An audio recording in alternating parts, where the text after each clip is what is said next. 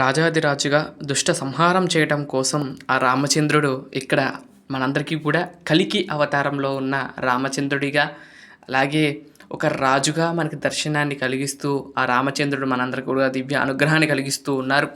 అదిగోండి చూడండి, అశ్వవాహనారూఢుడై మనందరికీ కూడా దివ్య అలంకార భూతుడై మనందరికీ కూడా దర్శనాన్ని ఇస్తూ ఉన్నారు. ఈ యొక్క అశ్వవాహనం మీద ఉన్న ఆ రామచంద్రుని కనుక దర్శనం చేసుకుంటే ఏం కలుగుతుందో ఈ వీడియోలో చెప్తాను. వీడియోని ఎక్కడా కూడా స్కిప్ చేయకుండా చూడవలసిందిగా కోరుకుంటూ ఉన్నాను. అయితే మనలోని కొన్ని క్రూరత్వమైన భావనలు ఉంటూ ఉంటాయి. అంటే అంటే మనకు తెలియకుండా సహజం, మానవుడిగా మనకు అవి ఉండటం సహజం. అలాంటి గుణాలను మనం అదుపులో పెట్టుకోవడానికి, అదుపులో పెట్టడానికి రామచంద్రుడు ఈ విధంగా అశ్వవాహనం మీద దర్శనమిస్తూ ఉన్నారు.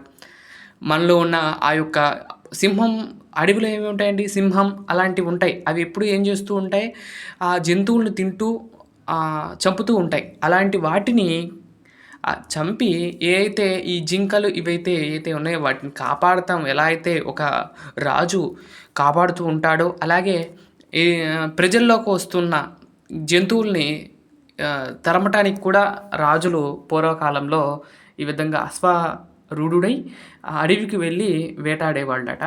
అలాంటి రామచంద్రుడు అక్కడ అంటే రాజు ఈరోజు మనకి ఆ రాజుగా మనకు దర్శనమిస్తూ ఉన్నాడు. రాజాదిరాజుగా రామచంద్రుడే దర్శనమిస్తున్నారు. కాబట్టి ఈ రామచంద్రుని కనుక దర్శనం చేసుకుంటే మనలో ఉన్న ఆ కామక్రోధాలన్నీ కూడా సమూలంగా తీసేసి మనల్ని మంచి మార్గంలోకి నడిపించమని స్వామివారిని కోరుకుంటూ మనం స్వామివారిని దర్శనం చేసుకోవాలి. ఆ రూపంలో మనకి దర్శనం ఇస్తున్నారు. అలాగే స్వామివారు ఈ యొక్క కలియుగం అంతంలో కలికి భగవానుడిగా వస్తారని చెప్పారు. అంటే గుర్రం మీద ఆ యొక్క కలియుగం అంతంలో, కలియుగం స్టార్టింగ్లో మనకి శ్రీనివాసుడు ఆల్రెడీ కొండ మీద ఉన్నారు. ఆ తర్వాత స్వామివారు ఈ యొక్క కలియుగ అంతంలో ఈ కలికి రూపంలో వస్తాను అని చెప్పారు. ఆ యొక్క అవతారానికి గుర్తుగా కూడా ఈ యొక్క అలంకారాన్ని అశ్వవాహనారూఢుడై మనకు దర్శనాన్ని కల్పిస్తూ ఉంటారు కొన్ని ఆలయాల్లో. అలాగే ఇక్కడ కూడా స్వామివారు అశ్వారూఢుడై మనకి అనుగ్రహాన్ని కలిగిస్తూ ఉన్నారు. ఇక్కడ నేనైతే మామూలు పంచెల్లే కట్టలేదండి. రాజులకి ఎలా ఉంటాయి అంటే కనుక నడుంకి మనకి ఇప్పుడు చెప్పాలంటే లేడీస్ వేసుకుంటారు చూడండి, అలా గౌన్స్ అల్లే పూర్వకాలంలో రాజులకి అలా ఉండేవి. అలా అవి వేసుకుని కూర్చుంటేనండి కాళ్ళు మాత్రం, పాదాలు మాత్రం కనపడాయి. మిగతా ఎంత కూడా ఆ యొక్క గౌన్ లాంటి దాంతో కవర్ అయ్యి ఉంటుంది. ఈ వీళ్ళు రాజులు కనుక కూర్చుంటే ఆ గౌన్ అంతా కూడా వెనక పడుతూ ఉంటుంది. అంటే గుర్రము మీద కనపడుతూ అసలు ఆ దృశ్యమే అద్భుతము. అలా కూర్చుంటారు. మనకి శ్రీరంగంలో అలా మీరు చూసే ఉంటారు. అలా చీరలల్లే కడతారు. చాలా బాగుంటారండి. రాముల వారు కూర్చుని అలా దర్శనమిచ్చినట్లుగా అనిపిస్తూ ఉంటుంది. అలా చాలా సుందరంగా ఉంటారు. అలాంటి రూపంలో స్వామివారు చాలా బాగుంటారని చెప్పి అలా నేనైతే ట్రై చేశాను. అలాగే ఒక చేత్తో బాణం ఈరోజు లేదు, విల్లు పట్టుకుని, తర్వాత ఇంకో చేత్తో ఆ గుర్రము యొక్క ఆ తాడును స్వామివారు ఎడమ చేతిలో ధరించి మనకు దర్శనాన్ని ఇస్తూ ఉన్నారు. అదిగోండి చూడండి, స్వామివారు కదులుకుంటూ ఈ యొక్క శాంతి నిలయంలో ప్రదక్షిణంగా వస్తూ ఉన్నారు. అశ్వవాహనారూఢుడై మనకి దర్శనాన్ని కలిగిస్తూ ఉన్నారు. రేపు చక్రస్నానం ఉంటుంది. చక్రస్నానం వీడియో అయితే వస్తుంది. ఎల్లుండి స్వామివారి యొక్క ధ్వజ వరోహణ కార్యక్రమంతో ఈ యొక్క కోదండరామస్వామివారి యొక్క బ్రహ్మోత్సవ సౌరంభం అంతా కూడా పూర్తయిపోయి తదుపరి వీడియోలోకి మనకు వెళ్ళబోతున్నాం. నన్ను ఇంతవరకు కూడా ఆదరిస్తున్నందుకు మీ అందరూ కూడా ప్రత్యేక ధన్యవాదాలు. అలాగే ఈ యొక్క రామ నవమి సంబంధించిన వీడియోలన్నీ కూడా మీరు వీక్షించారు. తర్వాత రాముల వారి యొక్క ఆశీస్సులు, పరిపూర్ణ అనుగ్రహం మీ అందరి మీద ఎల్లప్పుడూ ఉండాలని నేను మనస్ఫూర్తిగా కోరుకుంటూ స్వామివారికి ఆ కర్పూర హారతిస్తూ శాంతి నిలయంలో మనకి అనుగ్రహాన్ని కలిగిస్తూ ఆ రామచంద్రుడు కదిలి వస్తూ ఉన్నారు.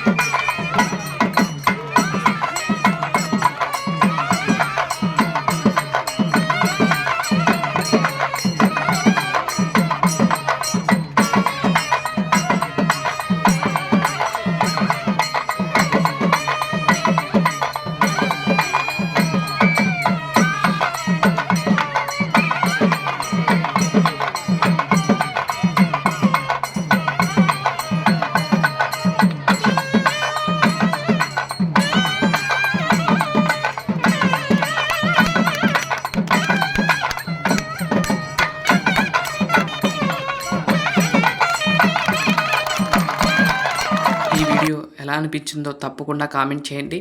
ఆ రామచంద్రుడి యొక్క పరిపూర్ణ అనుగ్రహం ఎల్లవేళలా మీ అందరి మీద ఎల్లప్పుడూ ఉండాలని మనస్ఫూర్తిగా కోరుకుంటూ, రామాయ రామచంద్రాయ రామచంద్రాయ వేదసే రఘునాథాయ నాథాయ సీతాయ పతే నమః అన్నట్లుగా రామచంద్రుడు మనకు దర్శనాన్ని కలిగించారు. ఈ అశ్వవాహన రూఢుడై రేపు స్వామివారి యొక్క చక్రస్నానం వీడియో వస్తుంది. నా వీడియోని ఇలానే చూడవలసిందిగా నేను కోరుకుంటూ, లైక్ చేయండి, షేర్ చేయండి, సబ్స్క్రైబ్ చేయండి. మరొక మంచి వీడియోతో రేపటి వీడియోలో కలుస్తాను. అంతవరకు సెలవు. నమస్కారం. ఓం నమో వెంకటేశాయ. ఓం నమో నారాయణాయ. జై శ్రీరామ్. జై జై శ్రీరామ్. జై శ్రీరామ్.